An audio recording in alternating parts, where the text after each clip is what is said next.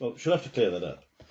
Anyway, welcome viewers to my latest Elton John album review. I'm reviewing all of Elton John's studio albums and grading each track out of 10. Only my opinion, other opinions are also welcome. This is just for fun, and we're all Elton fans together, aren't we?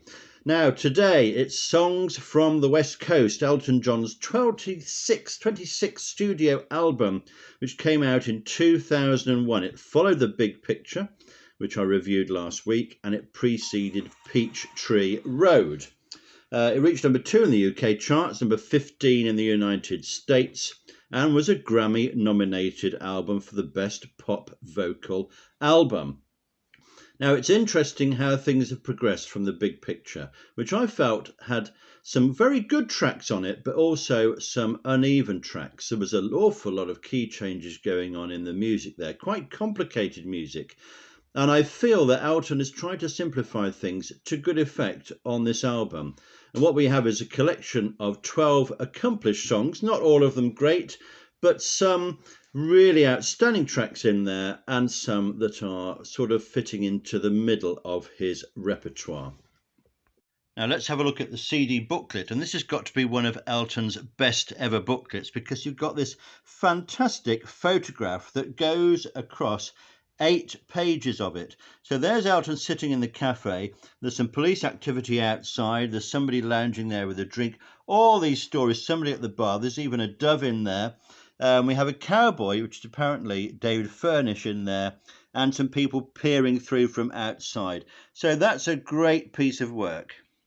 Now, quite a few of Elton's albums have very distinctive sounds. For instance, A Single Man has a sound all of its own. No other Elton album is like that. We could say the same about The Diving Board as well, which was produced by T.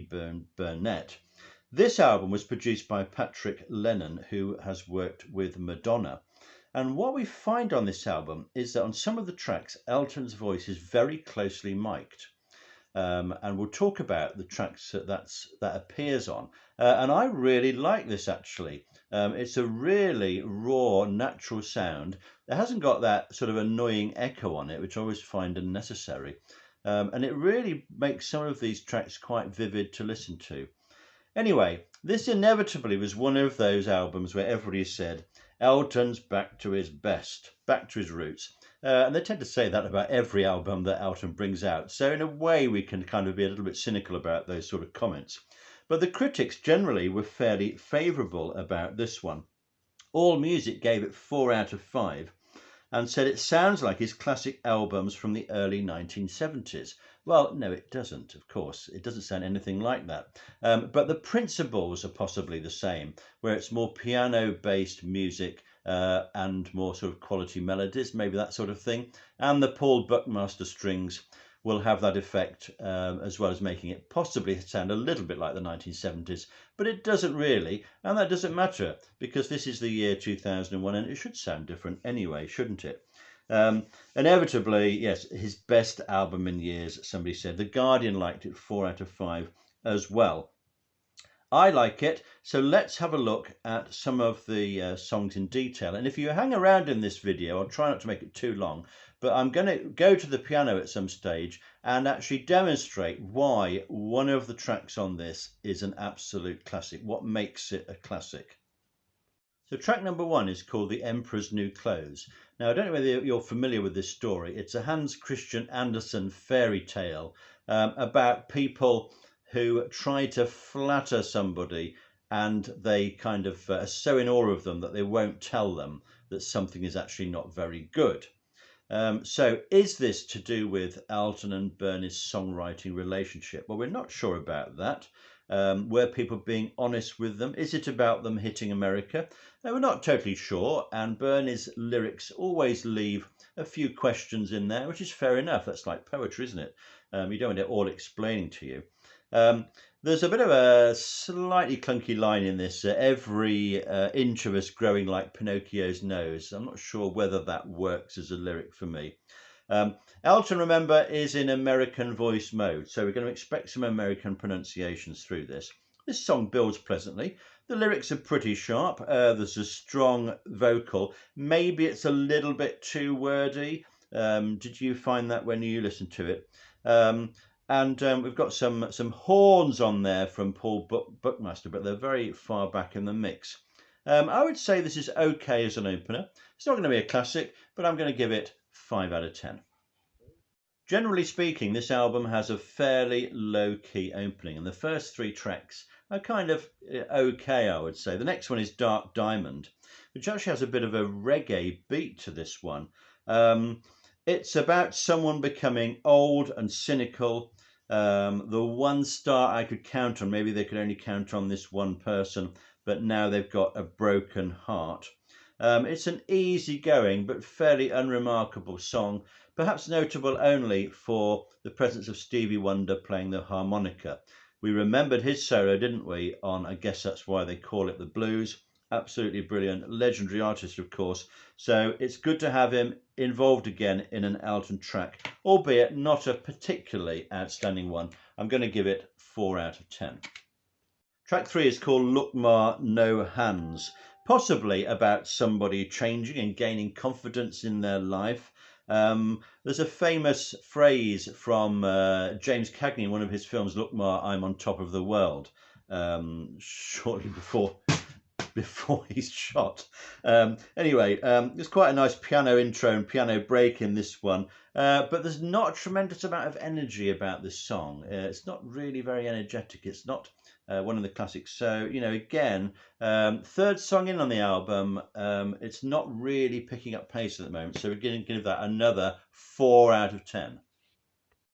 I've had to decamp to a different room to do the video today, so things are starting to fall apart. So I hope things will continue all right with this one. Now, things do pick up with track number 4. This interesting one, this one. It's called American Triangle. This is a story about Matthew Shepard, who was a gay college student who was murdered, presumably in Wyoming, in 1998. Now, there's a slow build-up to this. There's almost a kind of a country feel, a bit like the Roy Rogers song on Captain on the Goodbye Yellow Brick Road. But there's a special moment in this. And when Elton starts to sing, it's a cold, cold wind. It's really a spine-tingling moment. The backing vocals kick in behind him there. And it just transforms the song into something really memorable and atmospheric. And a tribute to its subject matter.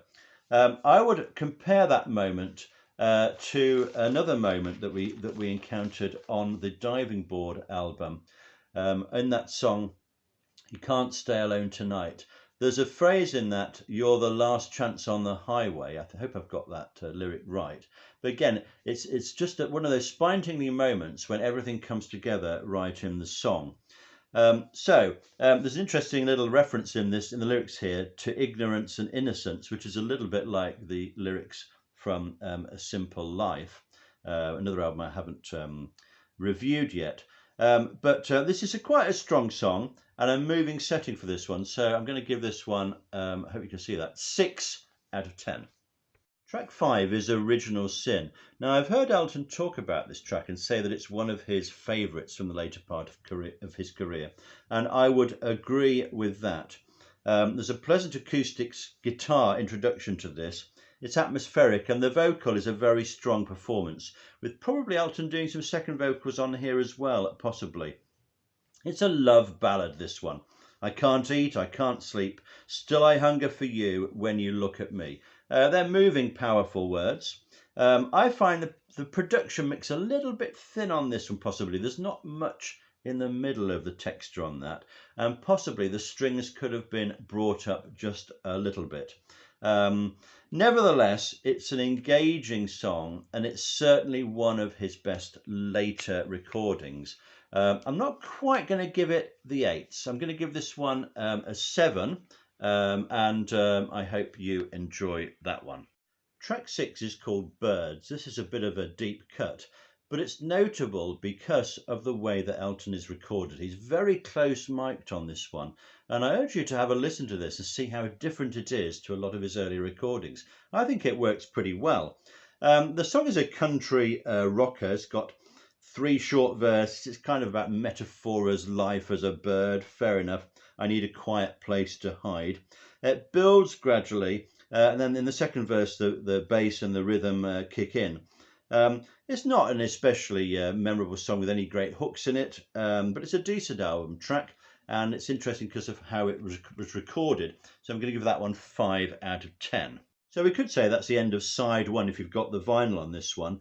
And a total of 31 marks for 6 tracks. So not a bad side of vinyl that. Some decent songs, quite a comfortable listen. There's nothing really sort of disappointing on this. And probably the couple of sort of standout moments for me on that one, especially Original Sin. Let's get on to side 2. Now, side 2 starts with I Want Love. Now, when I first heard this song, I must admit I wasn't that keen on it because it was so different. Elton again closely mic'd. But when I saw how this was used in the Rocket Man film, I felt it really came alive for me, and I do now really like this song. Rolling Stone magazine called it Elton's hookiest chord progression in decades. Well, that's quite a claim, and I don't think I'd quite go along with that. But it certainly is an inventive song from him, and one that's kind of quite different from anything else that he seems to have done before. It sounds good, it works. It's about the frustrations of love, that he doesn't want to be hurt. I want a love that don't mean a thing. That works when you hear it in context. So I think this is a successful later song for Elton, and one of the standout tracks on the album. So I'm going to give it 8 out of 10. Now hold on to your hat for track 8, because this is The Wasteland. There are even some background shouts in the studio before this one kicks in. It sounds like a Rolling Stones song in a way, and it's a little bit over theatrical for what is a little bit of an underwhelming verse and refrain. There's some interesting name checks in here. Robert Johnson, the blues legend, of course, is mentioned. The Devil in Our Heart, the man who sold his soul at the crossroads. And there's also a mention of Muddy Waters, but without the capital letters. But of course, we know him as a great blues artist. It's a driving rocker. It's fun. It's fairly exciting with plenty of energy, without it being one with no particular hooks. I mean, if you said to me now, can you hum The Wasteland? I'm not sure I could, but maybe you could. I don't know. And there's some good electronic organ on this one. So decent album track, and 6 out of 10. Track 9 is The Ballad of the Boy in the Red Shoes. Now, I enjoy the lyric on this because it's a story song from Bernie, and it's all about a male ballet dancer who is suffering from, well, we presume AIDS, some sort of a serious illness, and he's thinking back on his former glories. There's a little bit of a Billy Elliot storyline in here as well, whereas when, as a child, his father disapproved of his ambition to be a dancer. And a message there for all parents, and I'm one as well. If your children have got a dream, let them follow it. Don't stand in the way of it. Some good lyrics there. Give me my red shoes, I want to dance. And the father, back then, he wouldn't listen. So there's a little bit of an echo here of the last song and the theme of that, which is another really favourite track of mine, and I'm sure of a lot of you. The arrangement here is impressive. There's some distinctive strings from Paul Buckmaster, and there's a very enjoyable mandolin coming in here from David Johnson as well. So the song is okay. The subject matter is important, and the lyrics are good. For me, it's a 6 out of 10 song, but a pleasant listen and an interesting listen as well. Now, the album starts to run out a little bit of steam here with track number 10, which is Love Her Like Me. It's a bit of a deep cut, this one. It's about two people who are rivals over a particular lover.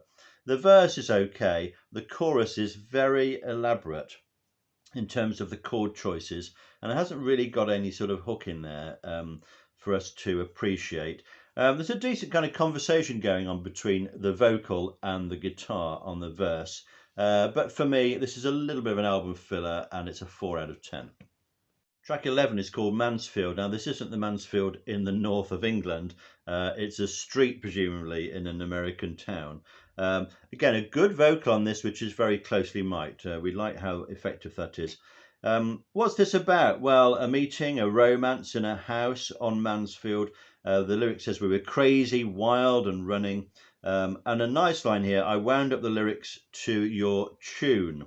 A bit of interplay there between Bernie and Elton, perhaps, maybe a bit of an in-joke. Maybe the song is more about Bernie than Elton. I don't know, it's just a theory. The refrain is very elaborate, melodically and chord-wise, maybe a little bit too elaborate for us to appreciate and remember. So I'm going to give this one 4 out of 10. So, is that the end of the album? No, because there's one more track, and track 12 is This Train Don't Stop There Anymore. Now, I heard an interview with Elton saying he wanted to write a song similar to Bacharach and David, who, I don't know about you, but I think are absolutely fantastic songwriters. And he succeeded, because this is a confident, accomplished song. It uses a train metaphor about how he's changed. And this train don't stop here anymore. I'm not going to put up with this in my life. I know where I'm going. So it's a positive, hopeful song, which is simple but brilliant. So the lyrics are good, and the setting that Elton has created for them is excellent. And in this little video now, I'm going to just take this song a little bit apart to see why it works.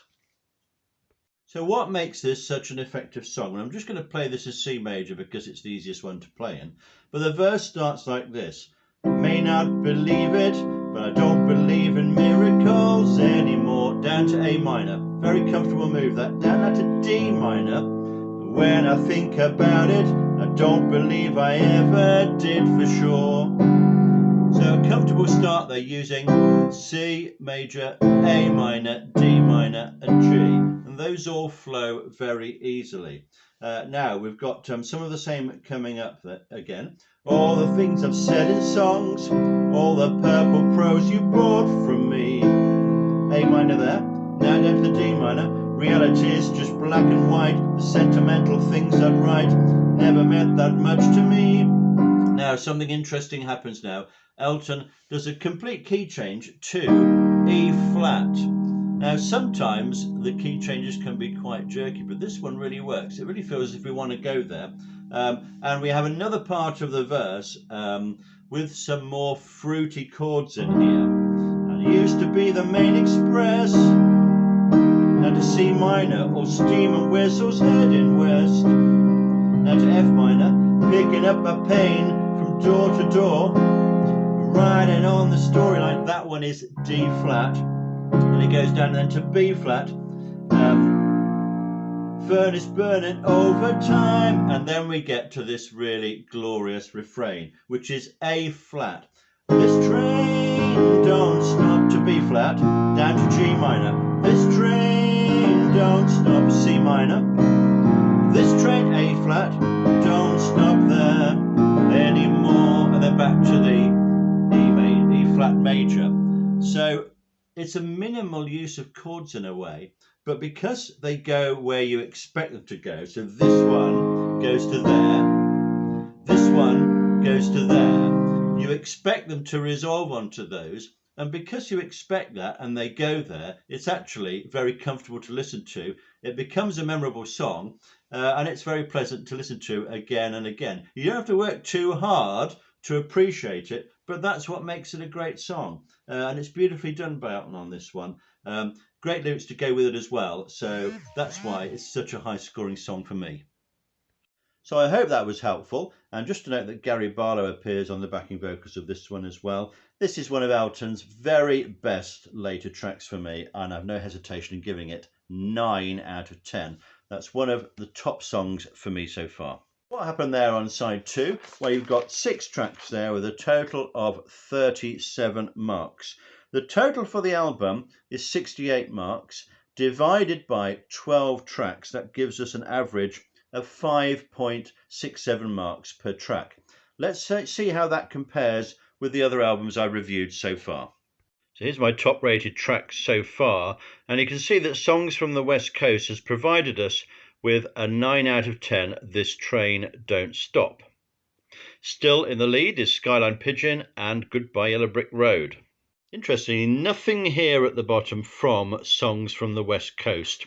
Still got a few tracks which I only gave 1 out of 10 there. Tower of Babel, I'm Your Robot, Heart in the Right Place, Johnny Be Good, Spotlight, and The Big Picture. So how does this fit in with the 15 albums I've reviewed so far? Well, Songs from the West Coast comes in there at number 6, actually with the same rating per track as The Diving Board, just slightly below The Captain and the Kid, and just ahead of Blue Moves.